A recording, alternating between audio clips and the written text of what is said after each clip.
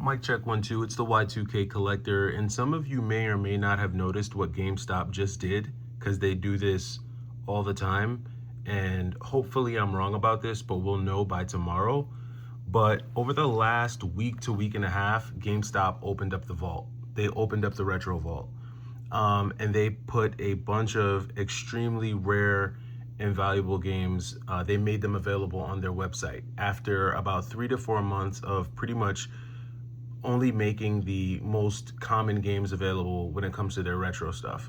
So if you've been paying attention, I've seen all kinds of rare games from Haunting Grounds on PlayStation 2, Silent Hill 2, Silent Hill 3. I've seen, Darkwing Duck on the NES, Gargoyles Quest 2. I've seen, you name it for the Genesis, all types of rare Genesis stuff. Earthbound on the Super Nintendo, just a bunch of really rare stuff they've made available on their website. And typically, what I've noticed when it comes to their pattern of how they do this is they will open up the vault and let all these games out, typically a week to a week and a half before they do the buy two, get one promo.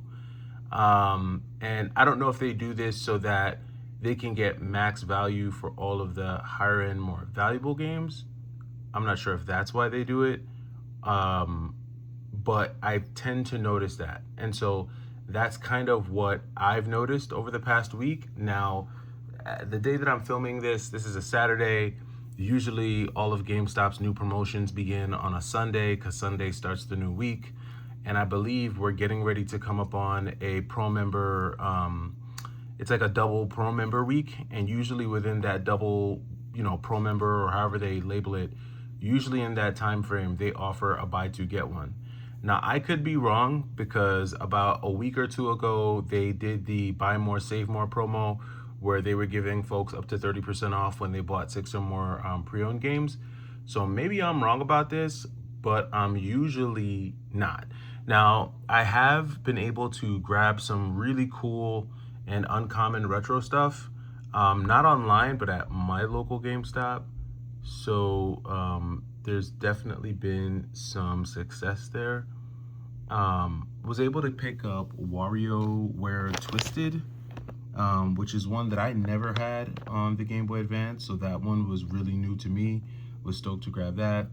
Wario Land 4, Mario Party Advance, Yoshi, Topsy Turvy, and Tamagotchi. So these were all really clean, loose cartridges for the Game Boy Advance and the original Game Boy, and so I went ahead and took advantage of that. And then at the local store that I was at, they did have some complete in-box NES games.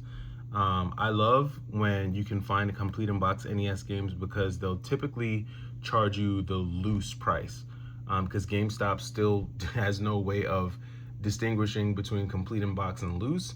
And so when it comes to certain games, they're just going to charge the loose price across the board.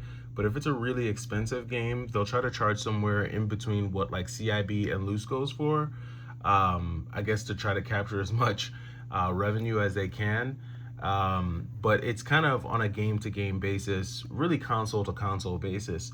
But I tend to see that you have more luck on the NES. Unless it's a really, really rare NES game, then they're gonna kind of stick it to you. Especially if it's a game like Gun-Knack or Kickmaster or Snow Brothers or anything like that. Now, the funny part is that I recently picked up some of those rare NES games earlier in the year. And while most of them were like around $90, there were a couple that were a little bit over 100. But in retrospect, I mean, most of those games complete in box, like especially a game like Gun-Knack, is probably well over $500 complete in box, maybe even close to 1,000. I'm not sure. I haven't checked. But yeah, whenever it comes to NES games, if you can find them complete in box at GameStop, that's always great. Popeye was like 20 bucks, and this game complete in box is like a little over 150. This box is not in the best shape.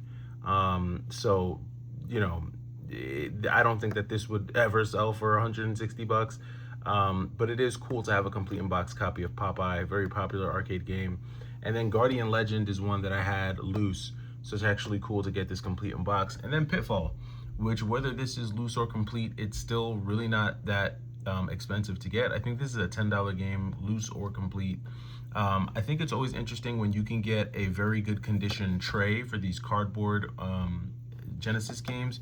Usually the trays are all beat up, and so whenever you can get that, that's always good. But again, I hope I'm wrong. We'll know in less than 24 hours whether or not I was right, but I always see this happen. GameStop will open up the vault, I mean, all the way up, and they will put all of the games that they know most retro game collectors are looking for.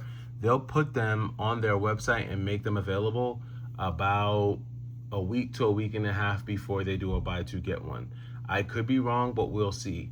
Was I able to take advantage of some of those games that were made available? I did. I did buy a few of those, and I'll have those ready for you once they come in. Whenever you order from GameStop online, it's always kind of like a 50-50 chance. Even if you're buying a loose cartridge game, there's a chance that you might get like an old random video store sticker on it, or maybe there's label damage, or the cartridge is discolored. If you're buying a disc-based game, there's always a chance that it's not complete, or the disc is cracked or chipped or scratched to death.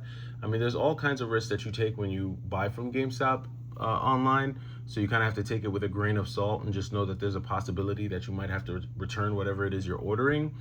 But I do always think it's funny when you don't see any like really rare or uncommon stuff on their website, and then just out of the blue, bam, you just start seeing all of this rare stuff just be made available on their website. And what's encouraging to me is that a lot of the rare stuff doesn't last as long as it used to.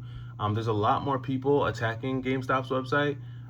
Whenever I see, and you can tell when something's recently been posted, because if you go to like, if you see like a rare game on their site, and it's like it's still showing up as like one of the more recent games that was available, then that means the game was probably available and someone just bought it right before you got to it. So if you go to their website now, like even if you look under like the Super Nintendo games, you'll see like Chrono Trigger was recently sold. Earthbound, like I said before, Earthbound was recently sold. So some really kind of like rare games that were really recently sold there. So it's Saturday today. If you're thinking about, utilizing their retro store, jump on their website, see what's available. But I'm almost positive that tomorrow is going to start a buy two get one promo. I would not be shocked, and I can almost guarantee you that by the time the buy two get one promo starts, there won't be any like real like hard hitting retro games. It'll be a lot of the common stuff that you always see in their website. But let me know if you guys notice this, and I'll catch you in the next one. It's the Y2K Collector. Take it easy.